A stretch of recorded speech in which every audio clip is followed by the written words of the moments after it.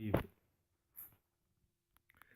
الحمد لله نحمده ونستعينه ونستغفره ونعوذ بالله من شرور أنفسنا ومن سيئات أعمالنا من يهده الله فلا مضل له ومن يضلل فلا هادي له وأشهد أن لا إله إلا الله وحده لا شريك له وأشهد أن محمدا عبده ورسوله يا أيها الذين آمنوا اتقوا الله حق تقاته ولا تموتن إلا وأنتم مسلمون يا أيها الناس اتقوا ربكم الذي خلقكم من نفس واحدة وخلق منها زوجها وبث منهما رجالا كثيرا ونساء واتقوا الله الذي تساءلون به والأرحام إن الله كان عليكم رقيبا يا أيها الذين آمنوا اتقوا الله وقولوا قولا سديدا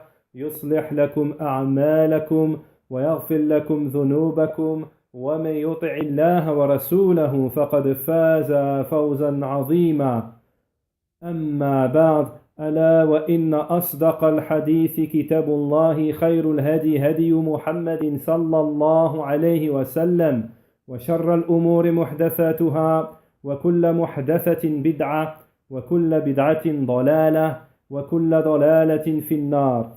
طيب.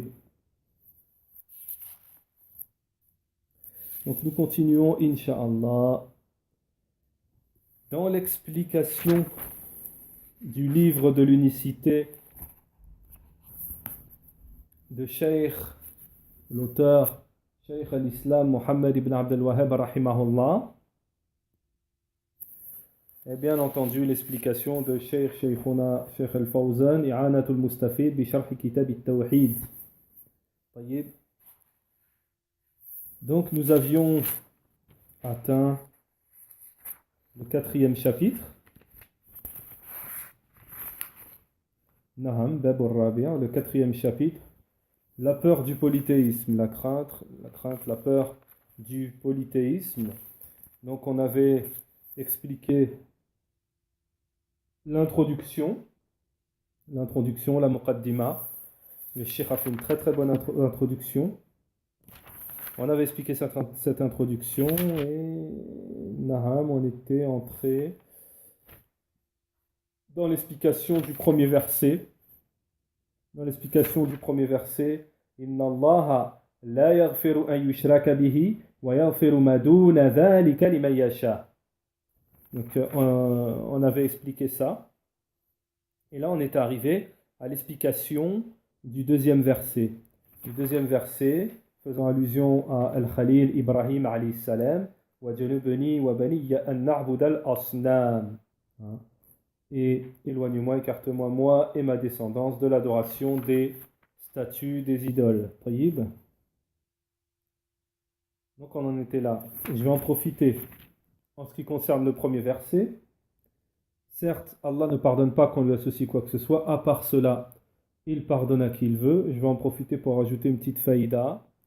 En lisant le verset, là, ça m'est revenu. Une faïda.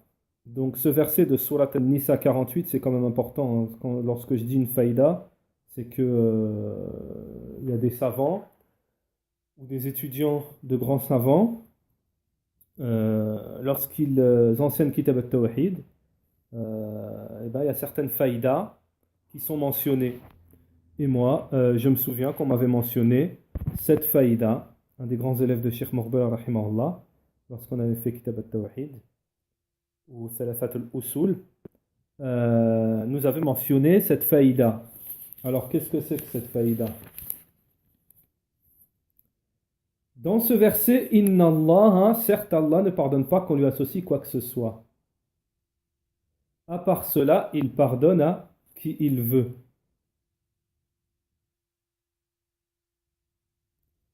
Dans ce verset, il y a une réplique à certains groupes, sectes égarés.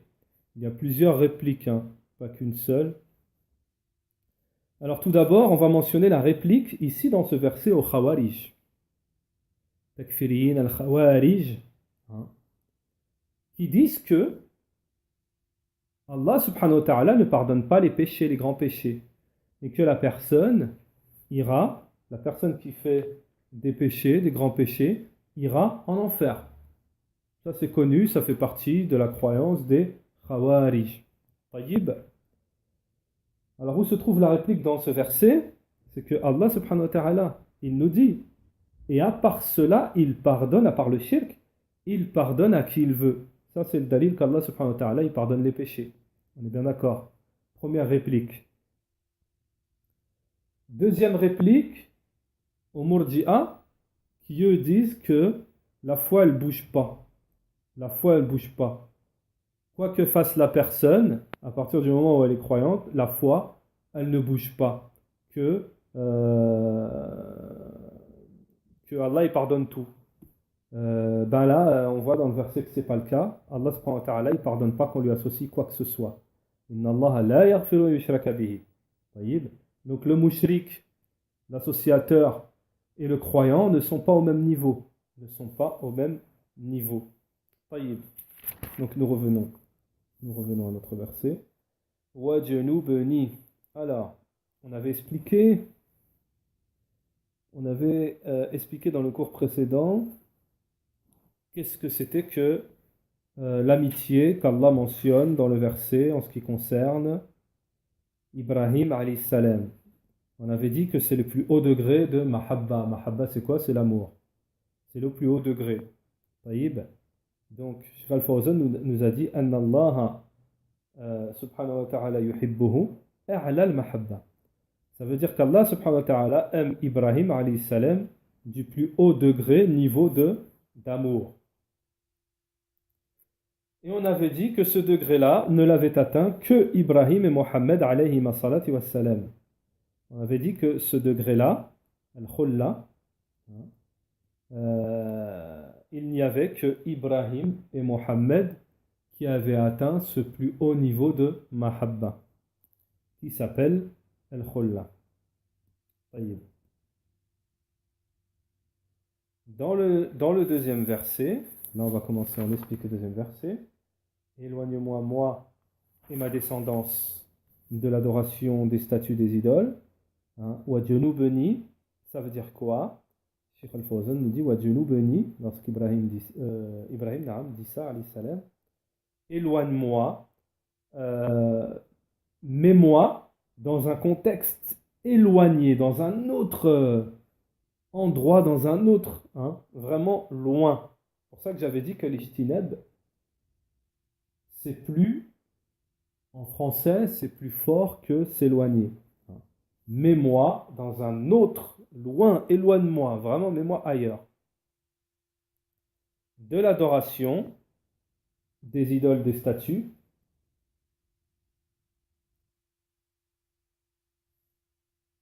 Donc Shaykh Al-Fawzan, il nous dit, Ibrahim, il a eu peur de l'adoration des statues.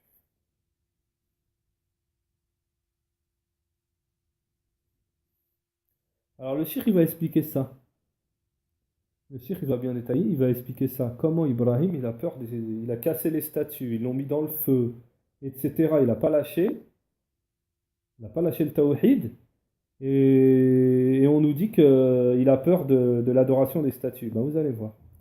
Il va expliquer le cheikh. مع هذه المنزلة العظيمة التي نالها إبراهيم عليه السلام, avec l'immense degré, niveau qu'a atteint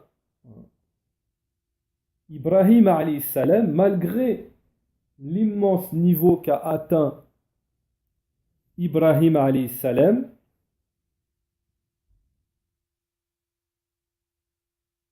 envers son Seigneur, parce qu'Allah subhanahu wa ta'ala, ça y est, il l'a pris comme ami. Plus haut degré de la mahabba. Malgré ce niveau qu'a atteint Ibrahim alayhi salam envers son Seigneur, et du fait qu'il a vaincu le polythéisme et qu'il l'a combattu, il a vaincu le polythéisme, il a cassé les statues de sa main. Écoutez bien, c'est primordial, c'est très très important. Malgré cela,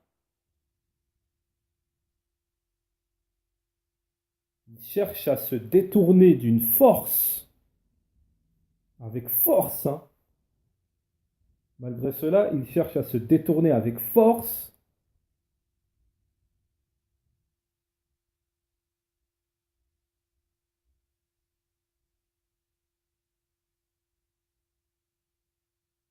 Il a été, Ibrahim, alayhi salam, extrêmement persécuté dans le sentier d'Allah. Ibrahim, alayhi salam, malgré qu'il a été extrêmement persécuté dans le sentier d'Allah, subhanahu wa ta'ala, au point ils l'ont jeté dans le feu.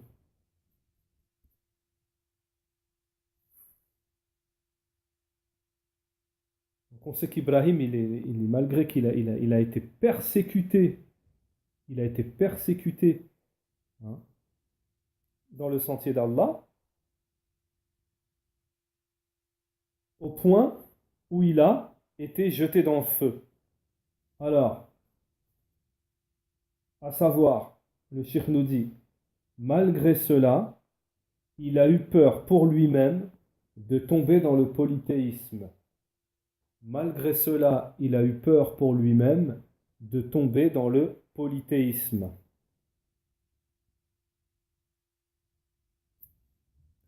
لأن القلوب بين أصبعين من أصابع الرحمن من أصابع الرحمن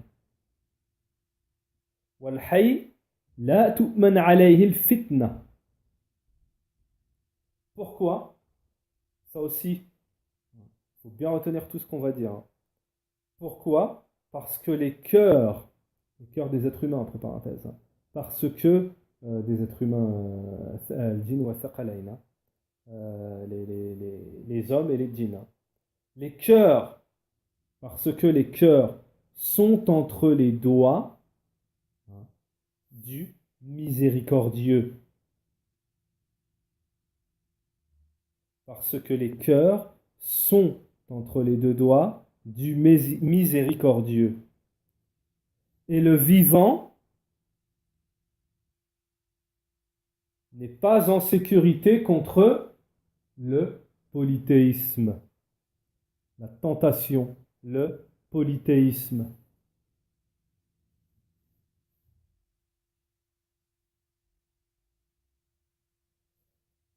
Et là, le cheikh nous amène une parole.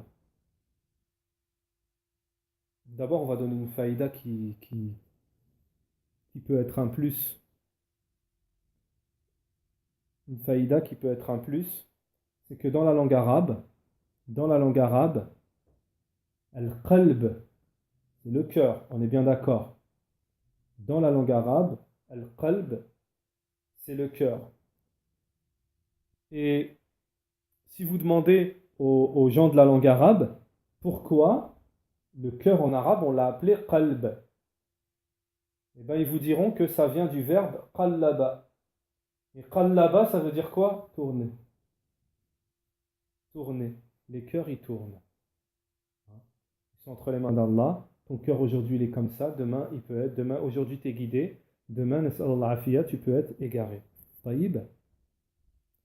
Alors, ensuite, Cheikh Al-Fawzan, hafizahullah, il nous dit, c'est pour cela qu'il y a que certains prédécesseurs des salafs, il y a certains salafs, apprenez cette parole par cœur, hein.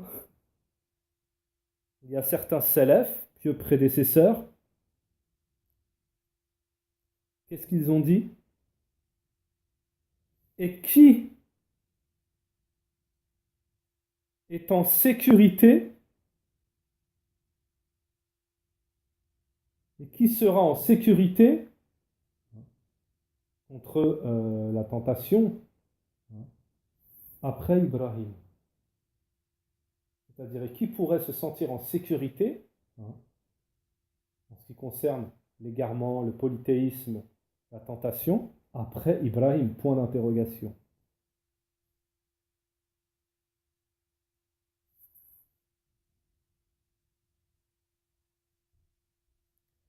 فإبراهيم خاف على نفسه الوقوع في الشرك Ibrahim alayhi salam, il a eu peur pour lui-même de tomber dans le polythéisme. Mais pourquoi? Comment? Le cheikh nous dit, c'est lorsqu'il a vu l'énorme nombre, de gens qui sont tombés dans le polythéisme. C'est lorsqu'il a vu l'énorme nombre de gens qui sont tombés dans le polythéisme. Et il a dit, en ce qui concerne les statues, les idoles, etc., il a dit, donc Cheikh Al-Fawzan, il va nous sortir un verset, Surat 14, verset,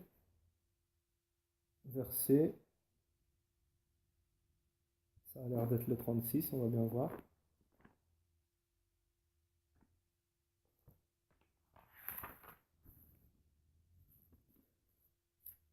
Surat Ibrahim, naam.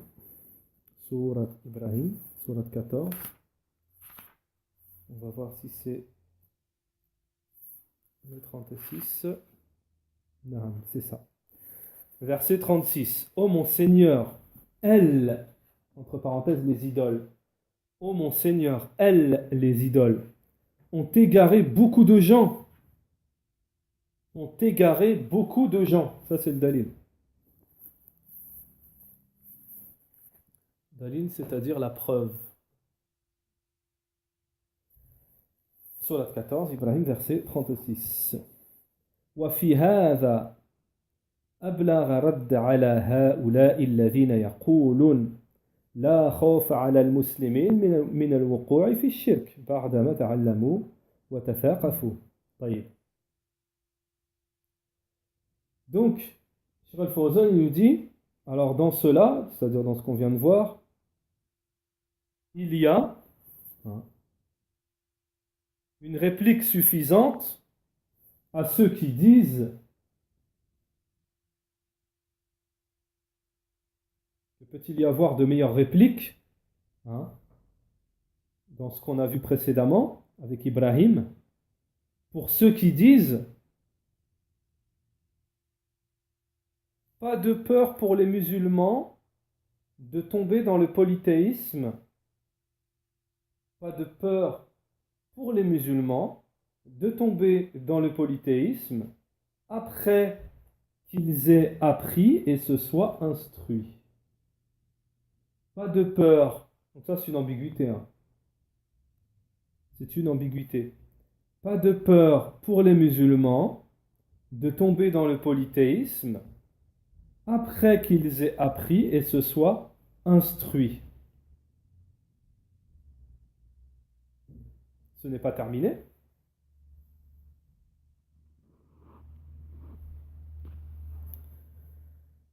Ce n'est pas terminé parce que, ils disent parce que le polythéisme,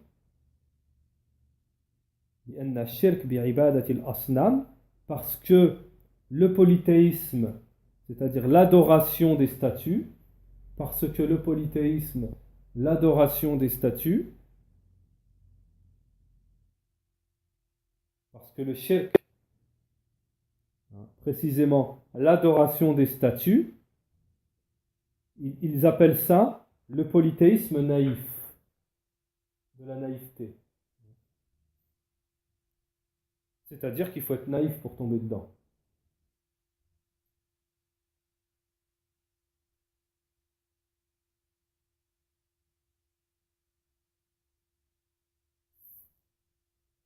Ils disent que cela ne touche pas celui qui est instruit et qui a la compréhension. Ils disent que ce polythéisme-là ne touche pas celui qui est instruit et qui a la compréhension. Toujours dans l'ambiguïté. Toujours dans l'ambiguïté.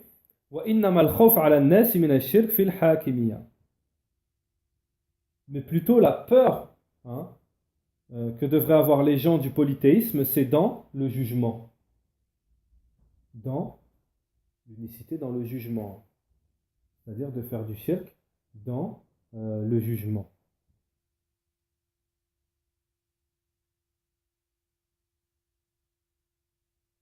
Donc ceux qui ont cette ambiguïté, Cheikh Al-Fawzan nous dit, ils se concentrent dans ce genre, dans cette catégorie de polythéisme particulièrement.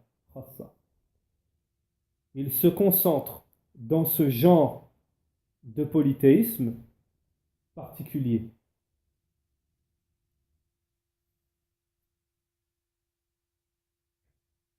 Tandis que le polythéisme de la divinité et de l'adoration,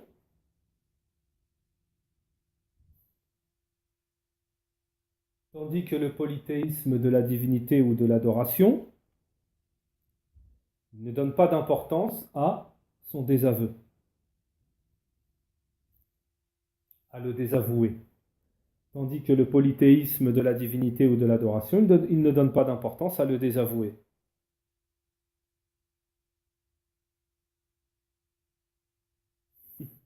Alors regardez ce que nous dit Cheikh Al-Fawzan.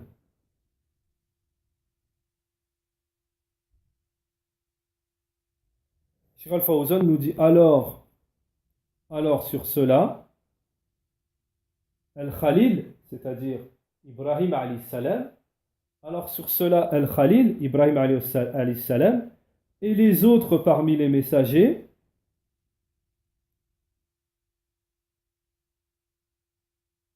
ne font que désavouer le polythéisme naïf.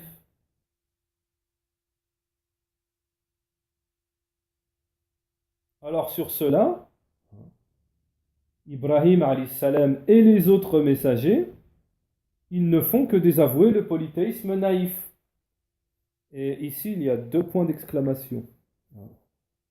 Il y a 2 points d'exclamation.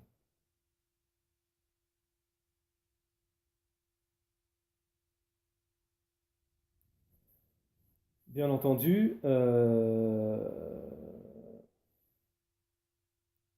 وَيَتْرُكُونَ الشِّرْكَ الْخَطِيرَ, on parle toujours des messagers, c'est pas fini, virgule, et ils délaissent alors les messagers le polythéisme dangereux. Alors les messagers, ils ont délaissé le polythéisme dangereux, qui est le polythéisme dans le jugement, comme le disent ceux-là, ceux-là, comme le prétendent ceux-là.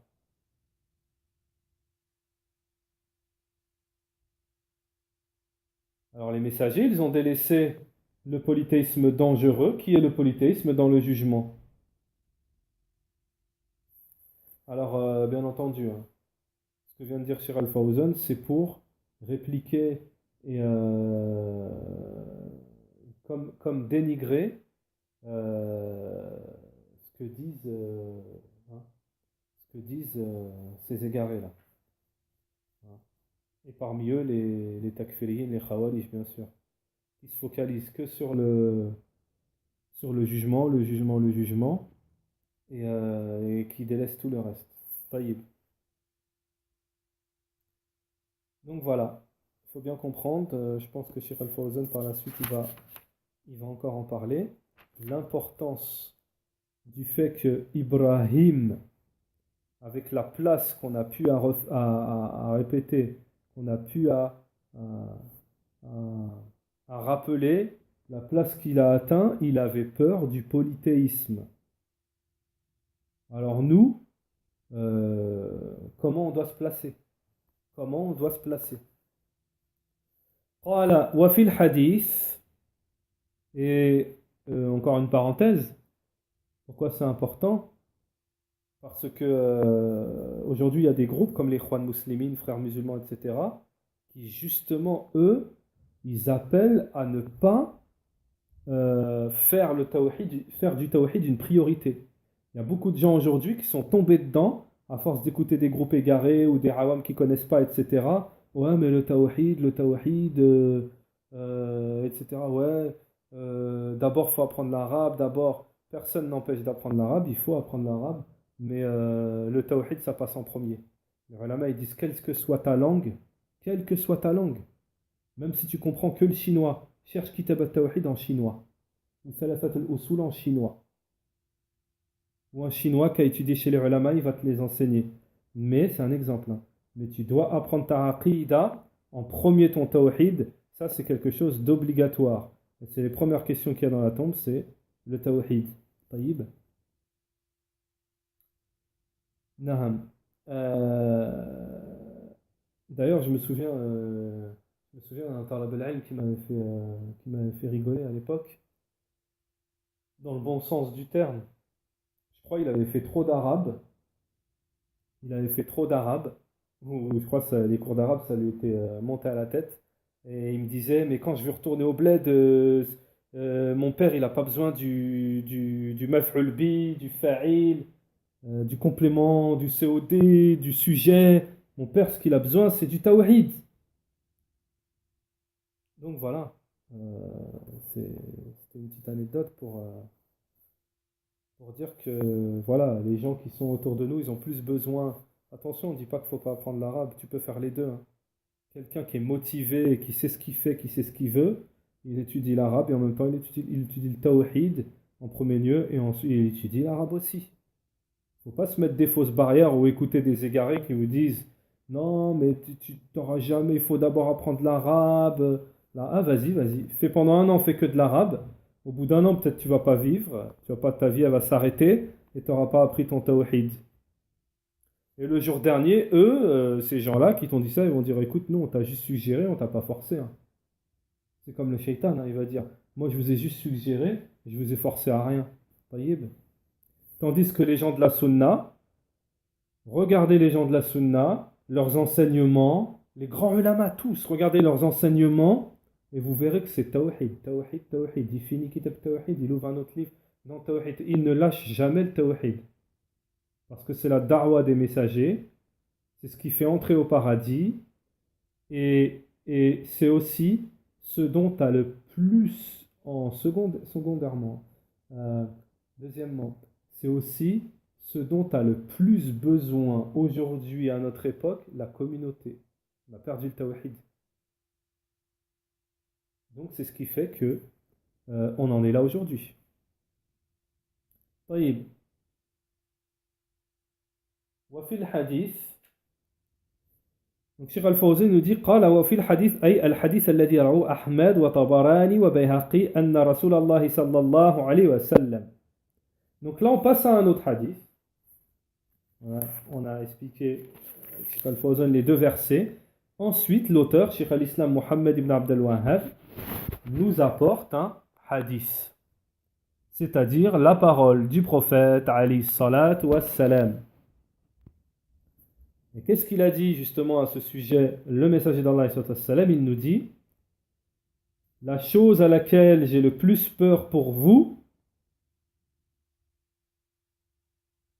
la chose dans laquelle j'ai le plus peur pour vous, c'est le polythéisme mineur, la petite association Shirkul Asghar.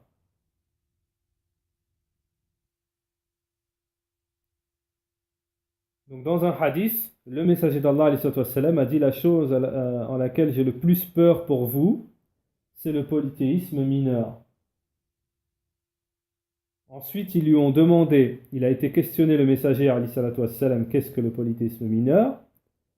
Il a dit faqala ar-riya. Ar-riya, c'est l'ostentation. Il a dit c'est l'ostentation.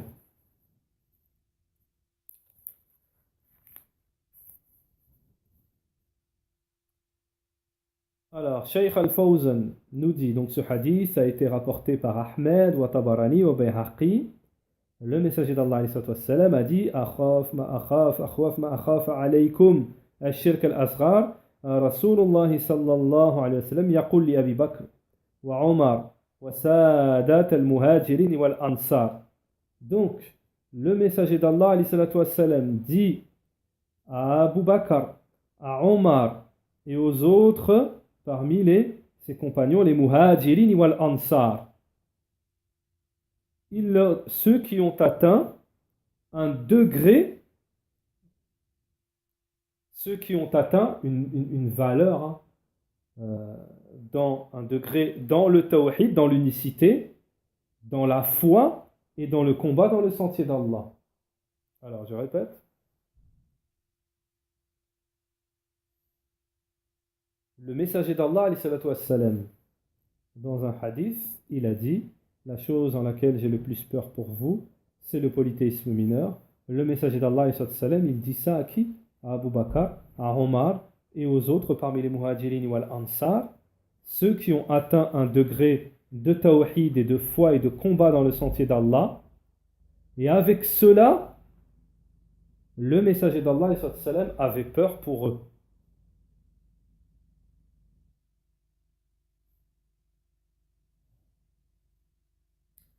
Avec cela, le messager d'Allah, alayhi salatu wassalam, avait peur pour eux.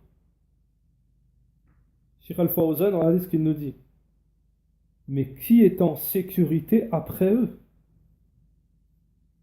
Qui est en sécurité, en ce qui concerne le polythéisme, hein, avec un point d'interrogation, après eux?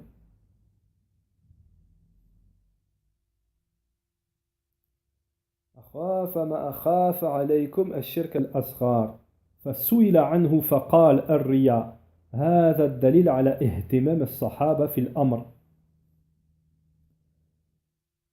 Donc, le messager d'Allah leur a dit, la chose à laquelle j'ai le plus peur pour vous, c'est le polythéisme mineur. Ils le questionnèrent sur le polythéisme mineur. Il répondit, le messager d'Allah, c'est l'ostentation. Et là, Cheikh Al-Fawzan nous dit, ceci est une preuve de l'importance qu'attachaient les compagnons à cette affaire. Ceci est la preuve, une preuve de l'importance qu'attachaient, donnaient les compagnons à cette affaire.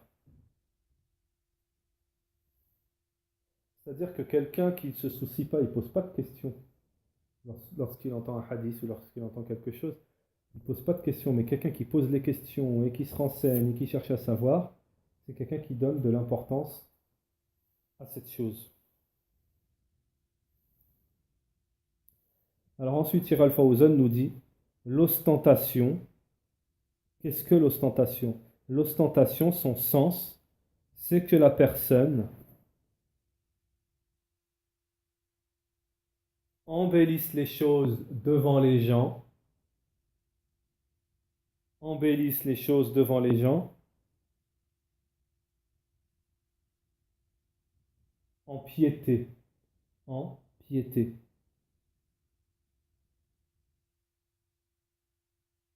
En piété ou œuvre vertueuse, embellir sa piété pour les gens ou ses œuvres vertueuses.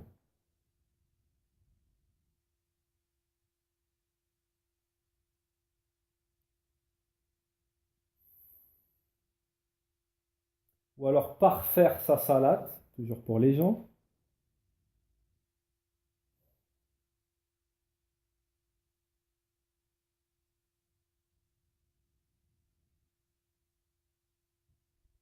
Ou alors parfaire sa salate, hein, etc.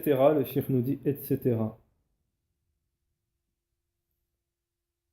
Pour que les gens, pour que les gens lui fassent des éloges.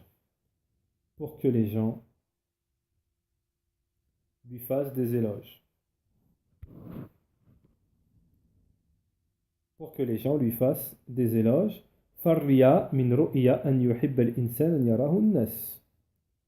Donc l'ostentation, ça vient du mot en arabe ru'ya, ru'ya, de se faire voir. On peut dire ça comme ça, de se faire voir.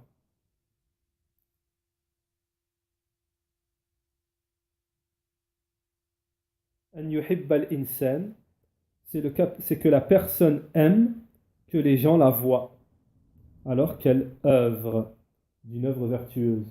C'est que la personne aime que les gens la voient alors qu'elle œuvre d'une œuvre vertueuse.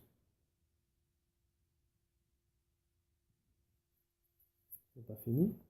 C'est une personne, c'est lorsque la personne aime que les gens la voient, lorsqu'elle pratique une œuvre vertueuse, pour que les gens, là, lui fassent l'éloge. Ça, c'est Riya. C'est ce qu'on appelle Riya, l'ostentation.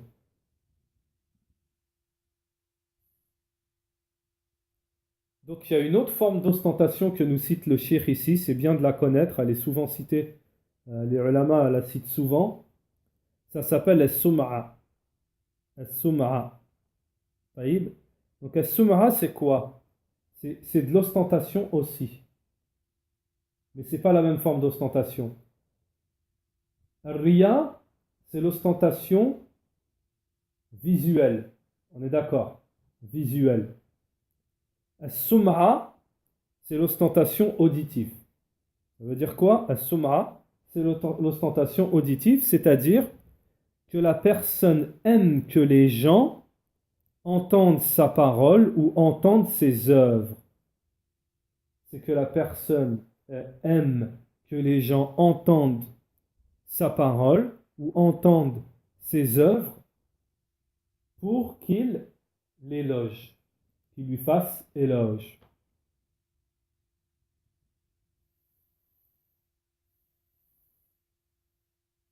C'est bien à connaître ce mot sum'a parce que souvent les savants ils la mentionnent. Alors, le cheikh ensuite, Cheikh Al-Fawzan nous dit Farriya, l'ostentation, donc Riya, c'est lorsque on voit, c'est lorsque c'est pour montrer ses œuvres. C'est lorsque l'on veut, c'est pour montrer ses œuvres. Et Sum'a, c'est pour les entendre. C'est pour les entendre. Donc ça peut être plein de choses, hein, réciter le Coran, plein de choses. Alors, ensuite le cheikh nous dit Riya, l'ostentation, c'est le polythéisme caché.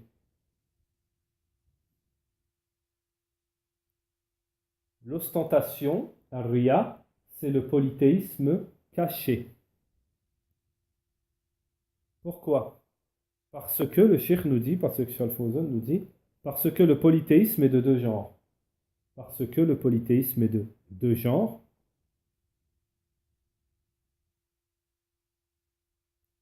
Le polythéisme apparent et le polythéisme caché. Le polythéisme apparent, shirk al-zahir, celui qu'on voit, apparent, ou shirk al-khafi. Shirk al-khafi, c'est le polythéisme caché.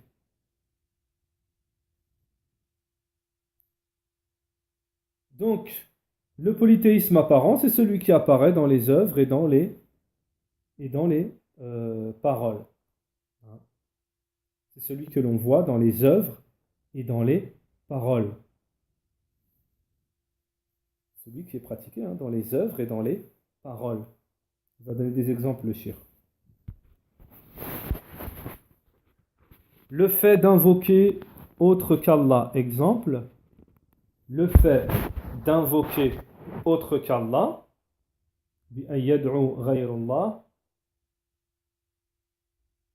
ou le fait d'immoler, de sacrifier pour autre qu'Allah,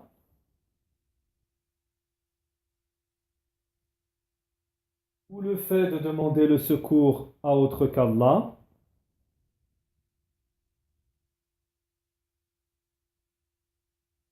donc le cheikh nous dit cela est apparent. Cela est apparent. Les gens le voient et l'entendent.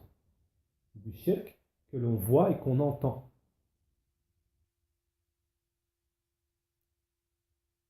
Mais le cheikh Al-Fawzan nous dit mais il y a par là le polythéisme, il y a le polythéisme caché dont les gens n'ont pas connaissance.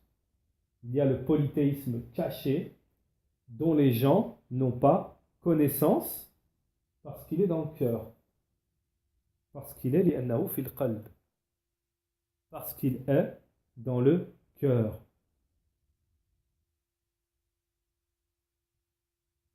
Et il n'y a qu'Allah qui le connaît. Puisqu'il n'y a qu'Allah qui connaît les cœurs. Il n'y a qu'Allah, la ya'lamuhu illallah. Et il n'y a qu'Allah, subhanahu wa ta'ala, qui le connaît. Subhanahu wa ta'ala. Wa shirk fi niya wal irada. Donc c'est quoi ce polythéisme? C'est l'association dans l'intention. C'est l'association dans l'intention et dans la volonté.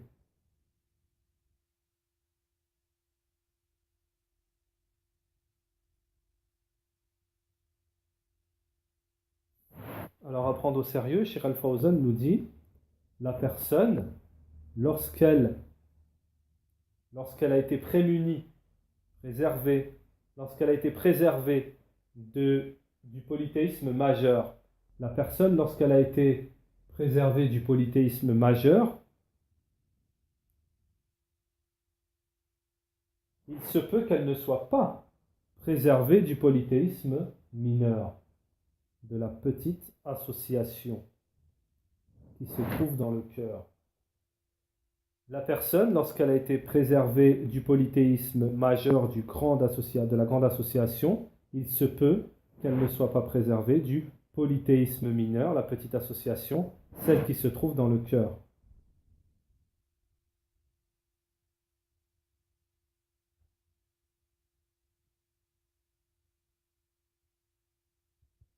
Et Cheikh Al-Fawzan nous dit, et cela, le croyant doit être mis en garde, mais vraiment fortement. Et cela, le croyant, doit être mis en garde, mais vraiment fortement.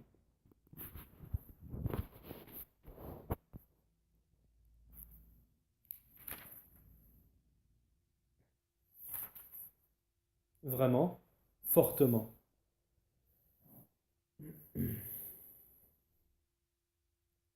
Ensuite, le Cheikh Al-Fawzan nous dit, l'ostentation est une caractéristique des hypocrites. L'ostentation al-riya min sifat al-munafiqin.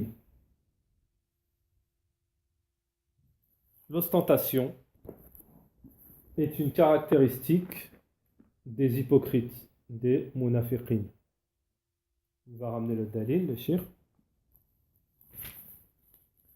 Surat An-Nisa, Surat 4, verset 142. Inna al-munafiqin. Allah Ta'ala nous dit au sujet des hypocrites, des munafiqin. Inna al-munafiqin yukhadi'un Allah wa huwa khadi'uhum.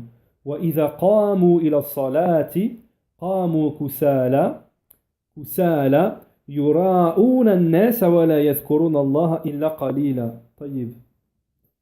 Les hypocrites cherchent à tromper Allah, mais Allah retourne leur tromperie contre eux-mêmes. Et lorsqu'ils se lèvent pour la salat, ils se lèvent avec paresse et par ostentation envers les gens. À peine invoquent-ils Allah. Ça, c'est le dalil. Wallahu ta'ala tawa'ad al-mura'in. Donc Allah subhanahu wa ta'ala, il a menacé, Allah subhanahu wa ta'ala,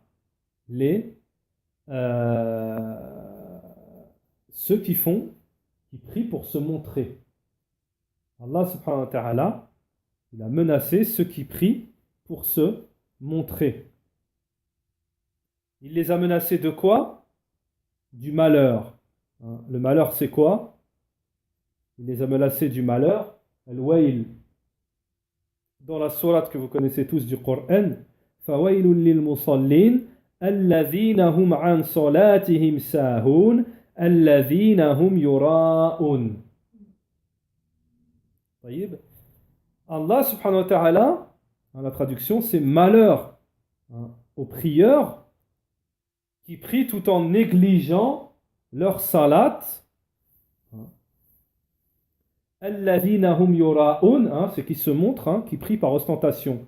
Et bien ces gens-là, Allah subhanahu wa ta'ala, il les a menacés du malheur, c'est-à-dire du grand châtiment, du châtiment, le jour de la résurrection. وجاء في الحديث أن الله يقول للمرائين يوم القيامة.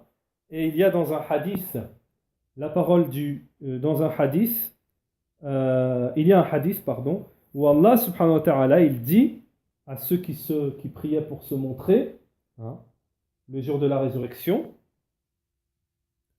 Donc il y a un hadith où Allah subhanahu wa ta'ala, il dira à ceux qui priaient pour se montrer, le jour de la résurrection, allez voir, partez vers ceux, hein, envers qui vous vous montriez dans la vie d'ici-bas. Est-ce que vous trouverez, hein, allez les voir, si vous allez trouver une rétribution auprès d'eux.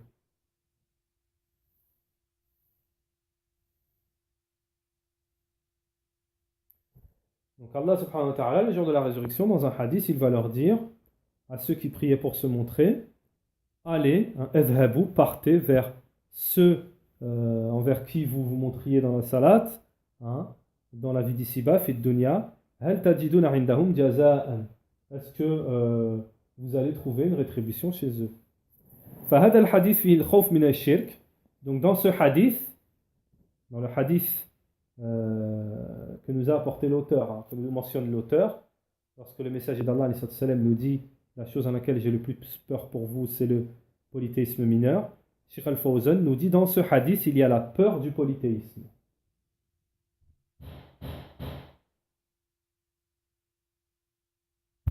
Donc dans ce hadith, il y a la peur du polythéisme. Donc, Sheikh Al-Fawzan nous dit, dans ce hadith, il y a la peur du polythéisme parce que le prophète alayhi salam en a eu peur pour les muhajirin wal ansar, pour ses compagnons, qui eux sont les meilleurs de la communauté. Nabi alayhi salam a eu peur de l'ostentation du polythéisme mineur pour ses compagnons. فَكَيْفَ بِمَنْ دُونَهُمْ. Alors qu'en est-il des autres, hein, de ceux qui ne font pas partie des compagnons, hein? Qu'en est-il de nous? وَإِذَا كَانَ هَذَا فِي الشِّرْكِ الْأَصْغَرِ الَّذِي لَا يُخْرَجْ مِنَ الْمِلَّةِ فَكَيْفَ بِشِرْكِ الْأَكْبَرِ. Le cheikh nous dit, à partir du moment où c'est le cas pour le polythéisme mineur, qu'en est-il pour le polythéisme majeur qui fait sortir de la communauté? À partir du moment où c'est le cas, on doit avoir peur du polythéisme mineur, qu'en est-il du polythéisme majeur, hein, qui lui fait sortir carrément de la communauté? Et qu'Allah nous en protège. Donc il y a aussi ici dans ce hadith, nous dit Sheikh Al-Fawzan, la preuve de l'obligation d'avoir une intention, d'avoir une intention sincère envers Allah subhanahu wa ta'ala. Dans ce hadith, il y a la preuve de l'obligation d'avoir une intention sincère envers Allah subhanahu wa ta'ala. D'avoir une intention sincère envers Allah subhanahu wa ta'ala, ça c'est obligatoire. Et une petite parenthèse, une petite faïda en plus, c'est une condition d'acceptation des œuvres. La sincérité est une condition d'acceptation des œuvres. وأن الإنسان لا يقصد مدح الناس, et que la personne elle vise pas l'éloge des gens, et que la personne ne doit pas viser dans son adoration l'éloge des gens ou un bienfait mondain par ses œuvres vertueuses, ou pieuses. Mais la personne doit être sincère dans son intention envers Allah.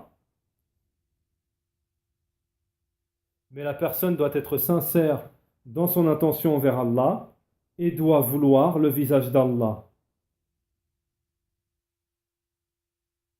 Car toute œuvre dans l'ostentation est une œuvre vaine. Car toute œuvre dans l'ostentation est une œuvre vaine. Car toute œuvre dans l'ostentation est une œuvre vaine. Donc aujourd'hui, Inch'Allah, on va stopper ici, Inch'Allah. Et on continuera dans le prochain cours à expliquer, Inch'Allah. Barakallahu fikum. سبحانك اللهم وبحمدك أشهد أن لا إله إلا أنت وأستغفرك وأتوب إليك